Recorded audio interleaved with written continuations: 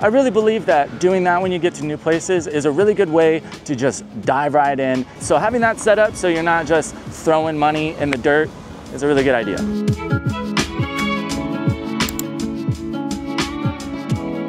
How's it going, guys?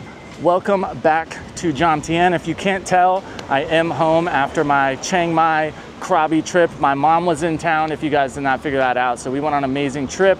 Got to go see some more places in Thailand that I've never been. And honestly, I knew they were gonna be great, but I was really surprised about it. I could be ready to go back to Krabi today. However, it is always good to get home and be in your own bed. But in today's video, we're going over a few things. If you don't know, when I came to Thailand about 2 years ago, I did really not any logistical planning in all reality, now that I look back on it. And don't get me wrong, I kind of like to show up and just figure things out. That's kind of the fun for me. But after being here for this amount of time, there's a few things that I feel like are pretty essential, and getting them set up isn't gonna take away your fun. It's just gonna make your life a whole lot easier, to be honest. And a few of these things are very important.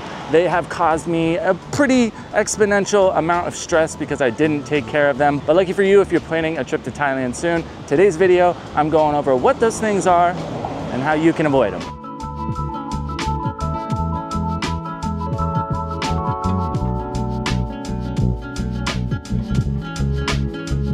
Okay, so hopping right into it, the first thing that I really want to talk about, because this is one that's going to be important for everybody, is having the proper bank cards, accounts, whatever it may be. I feel like is really essential. Now, you'll hear a lot about the ATM fees in Thailand. Generally, if you don't know, if you go to an ATM that's not your bank's ATM, you're gonna get charged at least a 220 baht fee.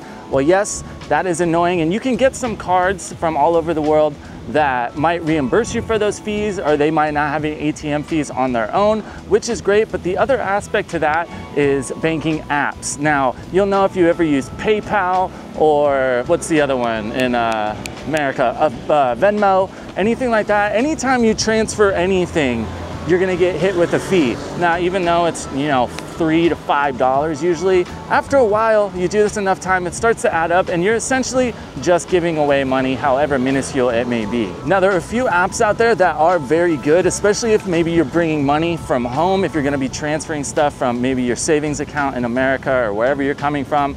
There's a few apps where these fees are really minimal, if at all, apps like MoneyWise and a few others. So I think it's really important to have those set up and really do research on which bank or which card you're gonna use. Personally, the card that I got when I was getting ready to come here, because I did check this out a little bit, was marketed as, you know, like the international card. You can use it wherever. And then come to find out when I got here, there really wasn't much I could do with it that I couldn't do with just a normal ATM or debit card. So I ended up paying a lot in fees. I would hate to do the math just to figure out how much money I've paid in transfer fees and ATM fees since I've been here, but it would be a lot. So having that set up so you're not just throwing money in the dirt is a really good idea. Now, while not usually that big of a deal in most places in Thailand, any of the major cities, Bangkok, Pattaya, Phuket, wherever, usually not that big of a deal in those places. But if you get into rural Thailand or, you know, other countries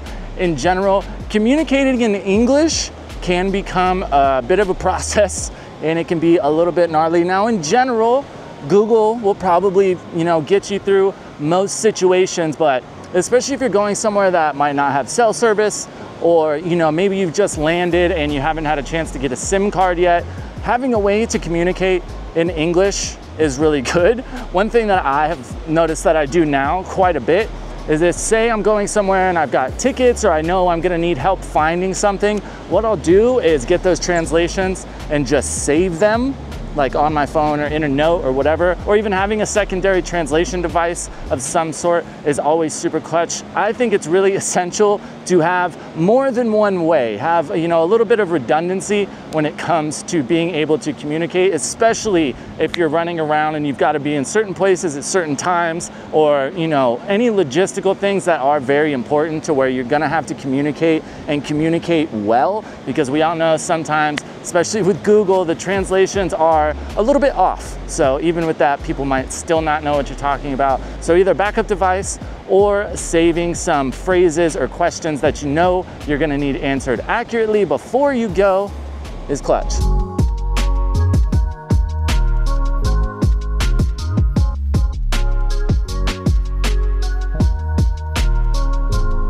Now, I don't know about you guys, but at least for me, it seems like in this day and age, every single thing you buy, no matter what it is, it could be a box of cereal or a waffle iron or whatever, everything needs a charge now. Everything has Bluetooth or whatever, so you've got to plug everything in all the time. Now, a little quirk about Thailand you will probably know if you have ever traveled here, especially when it comes to hotel rooms, but even with condos and things like that, it always seems like there are never enough plugs. Even with our hotel in Krabi recently, it was a nice hotel. The entire room had 2 outlets, and one of those had the microwave plugged into it, and then the other one had the refrigerator plugged into it. So especially with me as a content creator, I have so many things that need charging all the time, from mics to cameras to cell phones to laptops. I mean, you name it, the list goes on and on. So being able to charge all that stuff, ideally at the same time and not being very complicated, is super essential for me. Luckily for me, I think I've finally found a solution. I really can't believe that it took this long, but that is with the travel adapter from Epicka. Now, if you're on the go, especially internationally, you're gonna come across all different types of plugs. And if you've ever seen most of the adapters before, you only get one. You get a European to American, and before you know it, you've got 7 different adapters that are impossible to keep track of. And when it comes to this adapter from Epicka, that is where things are different. 4 plugs built into 1 adapter, making it useful in 200+ countries. And not to mention, it comes with a standard AC plug on top, 2 regular USB ports, as well as 2 USB Type-Cs. That means standalone, you can charge 5 different devices at once. If you are a little crazy and like to live on the edge, you could plug another hub into the top of it, even though I probably don't recommend that. And of course, it has built-in fast charging capabilities, which means you're not going to be sitting around for hours waiting for all your stuff to finish a charge. It's very essential for me because I've got batteries and all kinds of stuff I need working at the same time. If I just have the camera charged and not the mic, it renders everything else pretty much useless. Now, while this adapter is essential for overseas travels, in my opinion, especially if you're something like a content creator, digital nomad, one thing to note is this is not an energy converter. So if you have something where the voltage is wrong for whatever you're trying to use it for, that is not what this device does. Don't start any fires. The amount of tangled rat nest cords, pulling furniture out to try to find an extra plug that I no longer have to do anymore has seriously changed my life. So if you are planning some overseas travel or even moving to Thailand, I do recommend you go and pick one of these bad boys up. It's just 1 device and then you will be set up no matter where you go.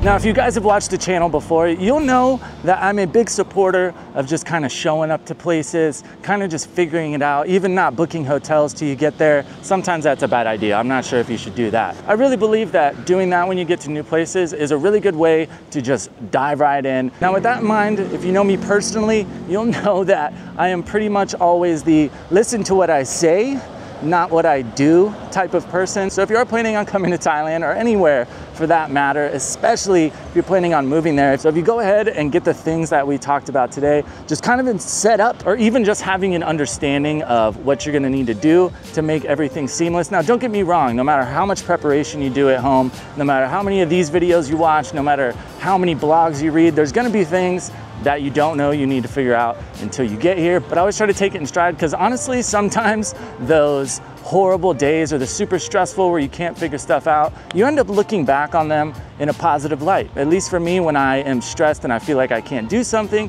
and then I get it done later on down the road, I like that. Thank you guys for tuning into another video. If you haven't yet, hop back a video or 2 in my catalog and check out the videos from my Chiang Mai and Krabi trip. Honestly, the Krabi video with Phi Phi Island and Maya Bay, that is one of my favorite videos I have made to date. So make sure you go check that out. Stay saucy. Catch you in the next one.